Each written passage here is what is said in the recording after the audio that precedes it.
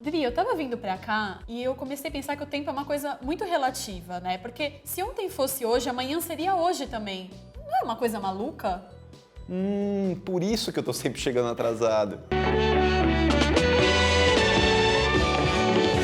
O Abdução de hoje vai ser sobre um tema muito querido para todos os fãs de ficção científica ou fãs de boas histórias, que é viagem no tempo. A gente vai fazer então o top 5 das melhores viagens no tempo. A gente misturou tanto cinema como literatura. O que vale mesmo é a história, né? Aí foi... Puta, sério? Como vocês podem imaginar, foi muito difícil fazer essa seleção de 5, né? Porque tem uma infinidade de excelentes obras que tratam sobre o tema. A gente teve que ficar ali jogando jockey e pô, né? Qual que a gente vai colocar, qual que a gente vai tirar. Mas eu acho que no fim ficou uma boa seleção, né? Agora a Lu fez uma sacanagem comigo. Ela tirou De Volta pro Futuro da lista. Falou, não, De Volta pro Futuro é o concurso, não pode entrar porque vai ganhar disparado. Né? Toda lista que você vê de top 5, top 10 viagens no tempo, o De Volta pro Futuro tá ali no primeiro lugar. Então, Dri, desculpa, eu sei que você ama esse filme, mas não vai entrar aqui no nosso top 5. And I just don't think I can take that kind of rejection. Não só amo, como assim, todo mundo pensa, eu comecei a tocar guitarra lá com 13 anos de idade, 13, 14 anos, todo mundo pensa que a minha fonte de inspiração foi Jimi Hendrix, sei lá, Jimmy Page, Eric Clapton, não, foi o Marty McFly. A hora que eu vi ele tocando solo de Johnny B. Good, eu falei, eu quero tocar isso aí.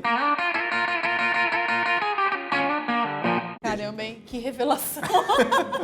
Número 5. Novembro de 63, do Stephen King. Bom, Stephen King é Stephen King, né? Dispensa comentários, um excelente escritor. E é uma obra recente, foi lançada em 2011 na versão original e no Brasil em 2013 pela Suma das Letras. E a história se passa, é um professor, descobre um portal no tempo, então ele volta com a missão de impedir o assassinato do Kennedy. Só que ele não consegue voltar para essa data, ele tem que voltar 5 anos antes, em 1958. O livro conta a história, o que se passa nesses 5 anos desse professor que volta ao passado com essa missão de transformar e revolucionar a história da humanidade. Mas uma das coisas que eu mais gosto nesse livro é que ele mistura, tem até um romance ali, aparece um romance no meio da história, mas ele também, como é narrado em primeira pessoa, ele dá muito medo, muita aflição, você consegue entrar ali na história do personagem. Bem, né? Stephen King. Bem Stephen King. Estou escrevendo uma biografia de Benjamin Franklin, um homem fascinante. Ele descobriu a eletricidade e a usou para torturar pequenos animais e os rebeldes da guerra. E a chave que ele amarrou à rabiola da pipa abriu as portas do inferno.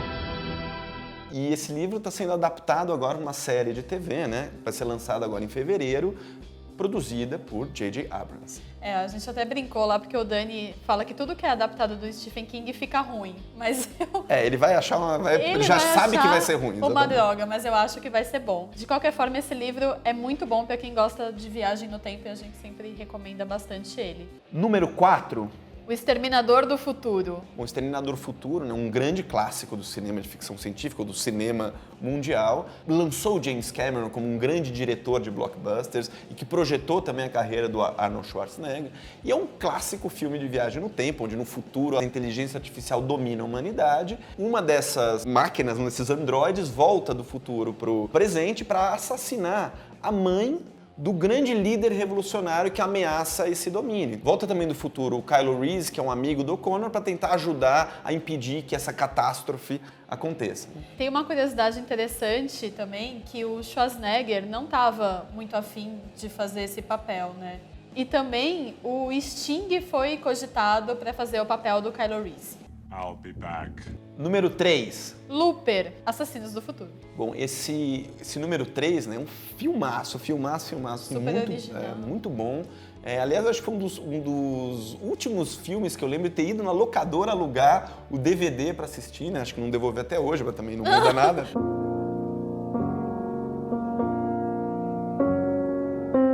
E a história de eles também se passam no futuro, né? Onde já foi descoberta a viagem no tempo, mas também já proibida. E tem essa organização criminosa que, como é muito difícil no futuro, a tecnologia não permite que você se livre de corpos das vítimas. Então o que eles fazem? A jogadinha você está lá no futuro, você volta no tempo. Então esses loopers são esses agentes que voltam no tempo para assassinar no passado aquela pessoa que eles queriam matar no futuro. Então já começa com uma trama muito original, uma sacada muito Interessante. Inclusive, o elenco desse filme é espetacular, né? Tem a Emily Blunt, o Bruce Willis, o Joseph Gordon-Levitt. Levitt, Assim é isso aí mesmo. Que faz o Robin, né? É muito bom. Esse filme é espetacular. E até tem uma questão da maquiagem dele, né? Que foi muito bem feita, porque incrível. do Levitt, né? Que é para ele se parecer um pouco com o Bruce Willis, que eles fazem a mesma pessoa em tempos diferentes, né? E eu até tive dificuldade de reconhecer, eu demorei, por fim eu não sabia que era ele, não tinha lido a sinopse, então demorei para reconhecer que era. Maravilhosa. E aí o Bruce Willis também já bem né?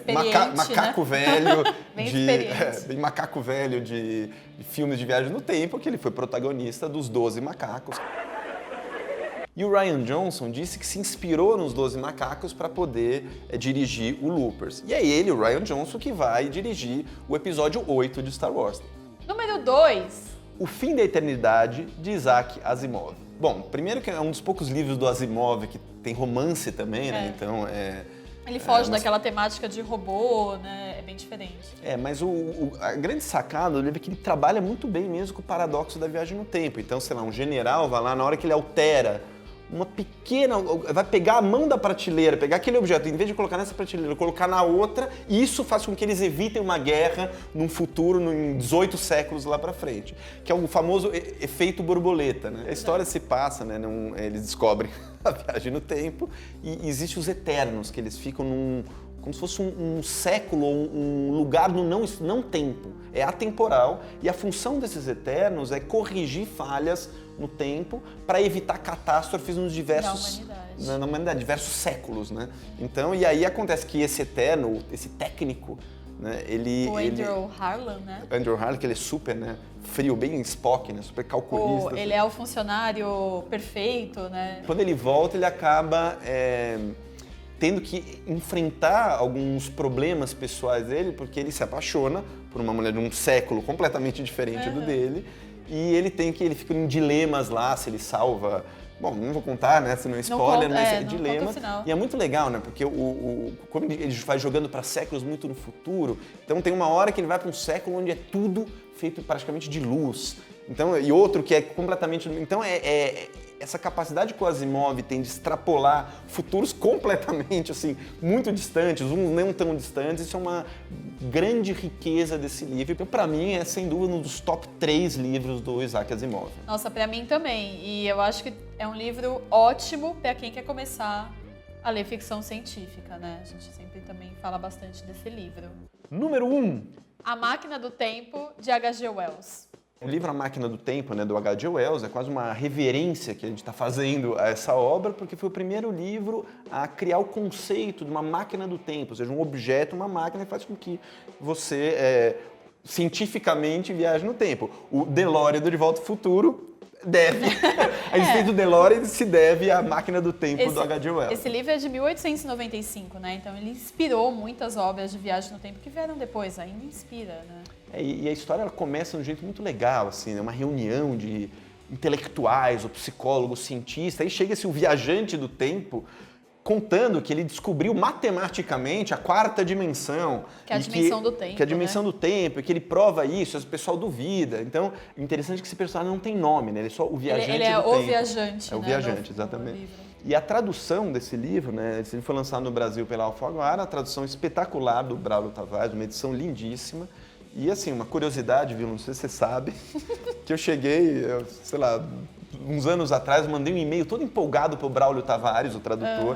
Braulio! Que, além de tradutor, o Braulio é um conhecedor assim, de ficção científica incrível, um dos maiores conhecedores do Brasil. Todo empolgado. Braulio, tivemos uma ideia aqui na Editora Genial, traduzir A Máquina do Tempo, eu quero que você seja o tradutor do livro. Aí o Braulio me responde, então, Adeus, explicar um negócio. Você chegou só um ano atrasado, porque eu já estou entregando o original.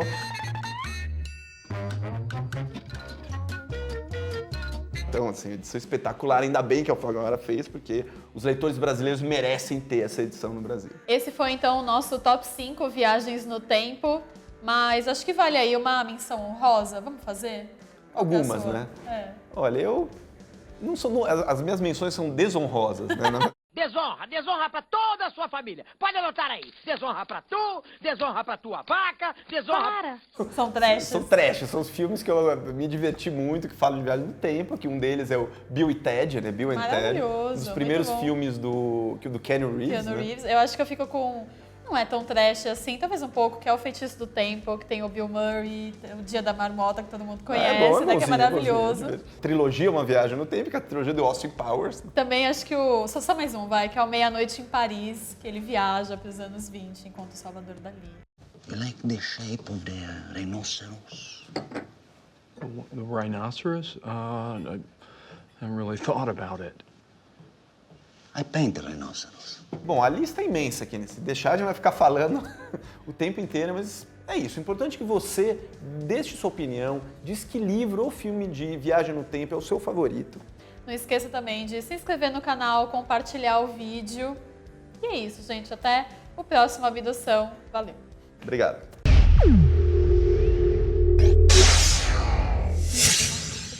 Lu, rápido, Lu. Adri, de novo você tá atrasado pra gravar o Abdução. Não, acabei de voltar do futuro. No futuro, No Adri. futuro, eu tava em 2031, acabei de voltar de lá, e você não sabe.